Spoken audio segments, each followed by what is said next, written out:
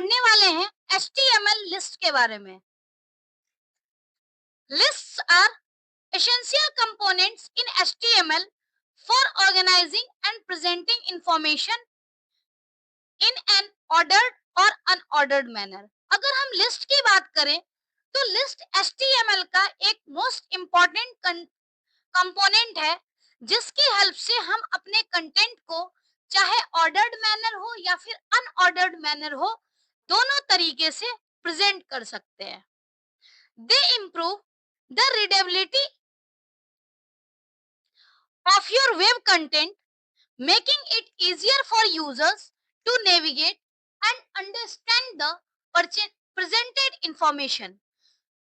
List की help से जो वेब कंटेंट है उसकी रीडेबिलिटी इंप्रूव होती है। दूसरा,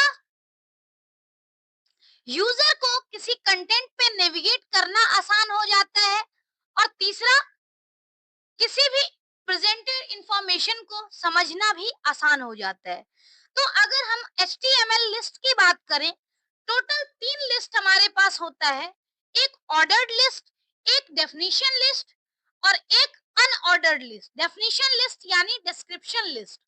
तीनों लिस्ट के बारे में एक एक करके हम डिटेल में पढ़ेंगे कि कौन सी लिस्ट को हम कैसे क्रिएट करते हैं। अब जैसे अगर हम बात करें ऑर्डर्ड लिस्ट की, तो ऑर्डर्ड लिस्ट जो है, it is used for items that have specific sequence और ऑर्डर। यानी ऑर्डर्ड लिस्ट को जो हम यूज करते हैं, अगर हमें किसी पर्टिकुलर सीक्वेंस में किसी आइटम को अरेंज करना होता है तो उसके लिए हम ऑर्डर्ड लिस्ट यूज करते हैं। जैसे ऑर्डर्ड लिस्ट के लिए जो टैग होता है, ऑर्डर्ड लिस्ट जो हमें डिफाइन करना है तो उसके लिए OL टैग यूज करते हैं, यानी ordered list. Each list item is represented by the LI यानी लिस्ट आइटम टैग।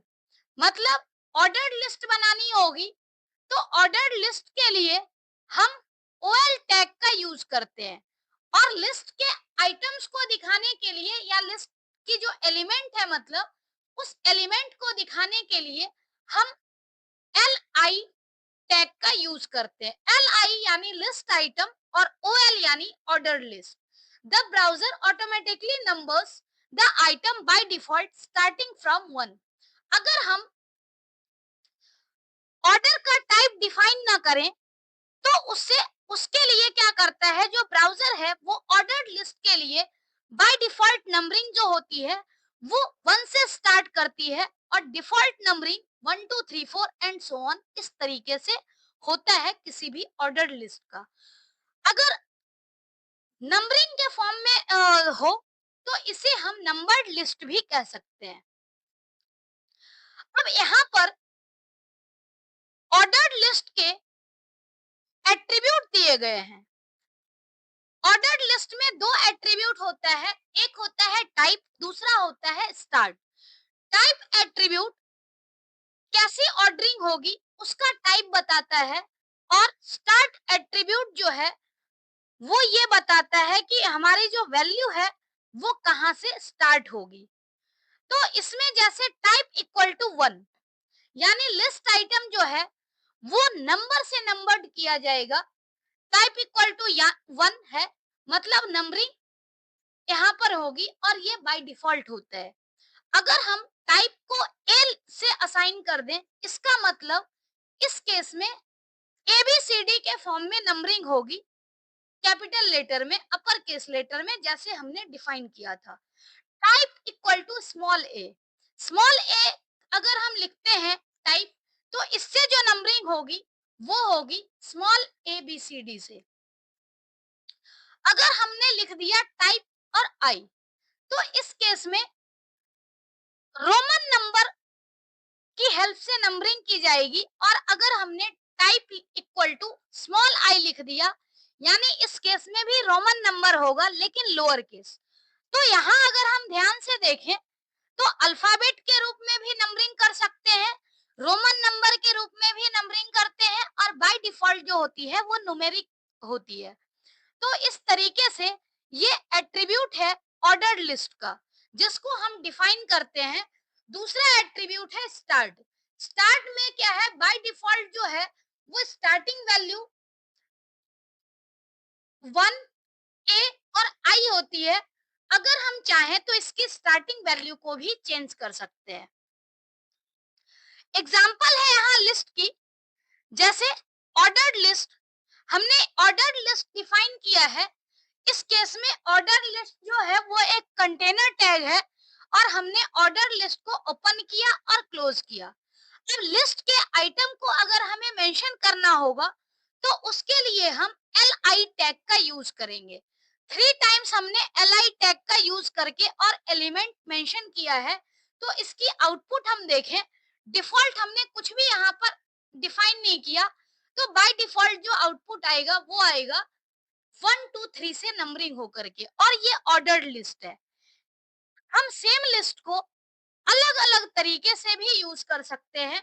जैसे हमने एट्रीब्यूट यूज कर दिया ऑर्डर्ड लिस्ट में टाइप और कैपिटल ए, तो इसका आउटपुट जो आएगा उसमें नंबरिंग आएगी ए, बी और सी।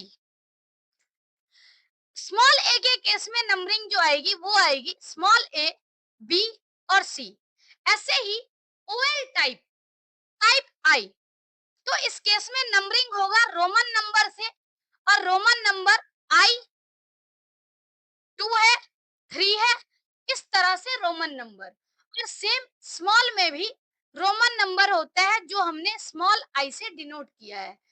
तो इस तरीके से हम ऑर्डर्ड लिस्ट को डिफाइन करते हैं, और ऑर्डर्ड लिस्ट में हमेशा एक ऑर्डर को फॉलो किया जाता है। दूसरा लिस्ट है अनऑर्डर्ड लिस्ट, लेकिन उससे पहले हम इसका आउटपुट देख लेते हैं। जैसे हमने आउटपुट ए है तो इसका आउटपुट दिया हुआ है कॉफी, टी, मिल्क। सबका आउटपुट सेम है, लेकिन हमने जैसे टाइप डिफाइन किया है उस तरह से हमें आउटपुट भी शो होता है। बाय डिफॉल्ट जो है वो बाय डिफॉल्ट काउंटिंग 1 से स्टार्ट होती है, लेकिन अगर हम चाहें तो इसकी काउंटिंग को चेंज कर सकते हैं। काउंटिंग को चेंज करने के लिए हम स्टार्ट एट्रीब्यूट का यूज करेंगे।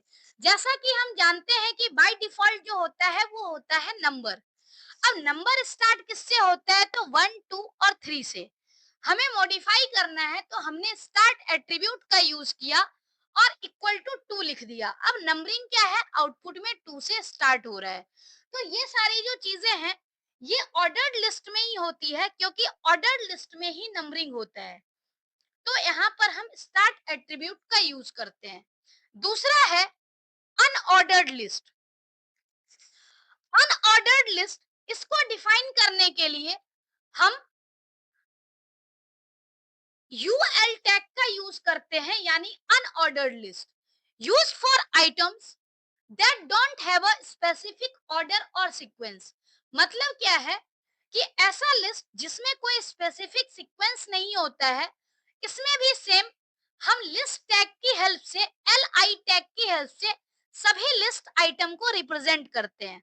बाय डिफॉल्ट जैसे ऑर्डर्ड लिस्ट में 1 से स्टार्ट होता है, उसी तरह से अनऑर्डर्ड लिस्ट जो है वो बुलेट पॉइंट से स्टार्ट होगी, और जो पॉइंट दिया गया है बुलेट पॉइंट ये बाय डिफॉल्ट है। नेक्स्ट अगर हम बात करें इसके एट्रीब्यूट की, तो इसका 3 एट्रीब्यूट हो सकता है। एक होता है डिस्क, एक है स्क्वायर और एक है सर्कल। तो तीनों का हम लोग एग्जांपल देखेंगे। पहले हम एक ऑर्डर्ड अनऑर्डर्ड लिस्ट क्रिएट करते हैं। जैसे एग्जांपल यहाँ दिया हुआ है, बाय डिफॉल्ट जो है, बाय डिफॉल्ट डिस्क है जिसको हम बुलेट पॉइंट कह रहे हैं। यहाँ पर बाय डिफॉल्ट बुलेट पॉइंट जो है वो डिस्क है। अगर हम ऑर्डर्ड लिस्ट बनाते हैं तो इस केस में हम देखेंगे, ये फर्स्ट एग्जांपल है, और अनऑर्डर्ड लिस्ट के केस में हमने टैग यूज किया है यूएल। यूएल टैग यूज किया है, यूएल से ही क्लोज कर दिया। और लिस्ट टैग को हमने एल आई टैग यूज किया है एलिमेंट को डिफाइन करने के लिए। बाकी के भी कोड जो है वो सेम है। फर्स्ट केस में हमने टाइप डिफाइन नहीं किया है, बाय डिफॉल्ट जो टाइप है वो है डिस्क। उसके बाद हमने टाइप डिफाइन किया स्क्वायर, तो स्क्वायर डिफाइन करने के लिए यहाँ पर जो आउटपुट आएगा वो स्क्वायर फॉर्म में आएगा। और अगर हम सर्किल डिफाइन करते हैं तो हॉलो बॉक्स स्ट्रक्चर में इस तरह से सर्किल आएगा। तो ये था डिफरेंट टाइप का एट्रीब्यूट जो कि हम अनऑर्डर्ड लिस्ट में यूज कर सकते हैं। तीसरा जो लिस्ट टाइप है वो है डिस्क्रिप्शन लिस्ट। डिस्क्रिप्शन लिस्ट के केस में क्या होता है कि हमारे पास दो चीजें होती है, एक होती है डेफिनेशन टर्म और एक होती है डेफिनेशन डेटा। जब हम डेफिनेशन लिस्ट क्रिएट करते हैं तो उसमें दो चीजें डिफाइन करनी होती है, एक डिफाइनिंग टर्म और एक उसकी डिस्क्रिप्शन। तो डिस्क्रिप्शन लिस्ट के लिए हमें डीएल टैग यूज करना होता है, जैसे ऑर्डर्ड लिस्ट के लिए ओएल, अनऑर्डर्ड लिस्ट के लिए यूएल और डेफिनेशन लिस्ट के लिए डीएल। अब डीएल टैग का हम यूज करते हैं यहाँ पर डिस्क्रिप्शन लिस्ट बनाने के लिए। जब हम डिस्क्रिप्शन लिस्ट की बात करेंगे तो डीएल टैग जो है वो इंटायर डिस्क्रिप्शन लिस्ट को डिफाइन करेगा। अब हम यहाँ पर देखते हैं डेफिनेशन लिस्ट क्रिएट करने में दो चीजें जो होती है, एक डिफाइनिंग टर्म जिसको हम डेफिनेशन टर्म बोलते हैं। डेफिनेशन टर्म के लिए डीटी टैग यूज किया जाता है और डेफिनेशन डेटा के लिए हम डीडी टैग यूज करते हैं। एग्जांपल की हेल्प से देखते हैं, जैसे यहाँ पर एग्जांपल है डॉक टाइप एचटीएमएल यूज किया गया है, यानी ये HTML5 में हम प्रोग्राम को लिख रहे हैं। HTML कोड से पता चल रहा है कि HTML का प्रोग्राम लिखा गया, यानी स्टार्टिंग और एंडिंग HTML टैग से है। अब हेड पार्ट में हम क्या करते हैं, ये HTML प्रोग्राम का हेड पार्ट है जिसमें हम टाइटल को लिखते हैं। यहाँ पर है डेमो ऑफ डिस्क्रिप्शन लिस्ट। अब जो बॉडी टैग होती है, बॉडी टैग में यहाँ पर बॉडी टैग छुटा हुआ है। बॉडी टैग में हम क्या करते हैं, यूज करते हैं यहाँ पर बॉडी लिस्ट को लिखने के लिए। बॉडी लिस्ट के अंदर ही डेफिनेशन लिस्ट होगा। जैसे अगर हम बात करें यहाँ पर डीएल की, तो डीएल टैग ओपन किया है हमने और डीएल टैग क्लोज किया है। इसका मतलब क्या है कि हमने एक डेफिनेशन लिस्ट को डिफाइन कर दिया। अब डेफिनेशन लिस्ट को डिफाइन करने में दो चीजें होगी, एक डेफिनेशन टर्म और एक डेफिनेशन डेटा। तो डेफिनेशन टर्म के लिए डीटी टैग यूज करते हैं और डेफिनेशन डेटा के लिए डीडी टैग यूज करते हैं। यहाँ पर हमने टोटल 3 डेफिनेशन टर्म डिफाइन किए हैं और 3 डेफिनेशन डेटा। जब हम इसका आउटपुट देखें तो आउटपुट में जो हमने डेफिनेशन टर्म दिया है क्रिसमस और इसका डेफिनेशन डेटा आउटपुट में आ रहा है।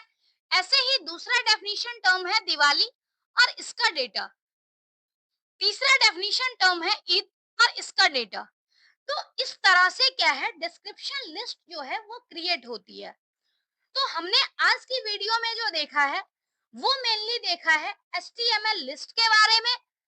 और ये HTML लिस्ट 3 तरह का होता है, ऑर्डर्ड लिस्ट, अनऑर्डर्ड लिस्ट और डिस्क्रिप्शन लिस्ट। तो तीनों लिस्ट के बारे में हमने डिटेल में पढ़ा। अब अगली वीडियो में हम पढ़ेंगे HTML टेबल्स के बारे में। आज के लिए इतना ही। Thank you so much.